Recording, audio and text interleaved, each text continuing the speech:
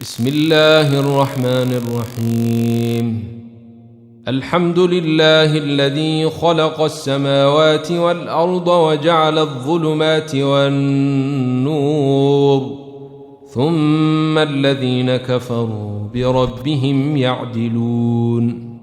هو الذي خلقكم من طين ثم قضى أجلا وأجل مسمى عنده ثم أنتم تمترون.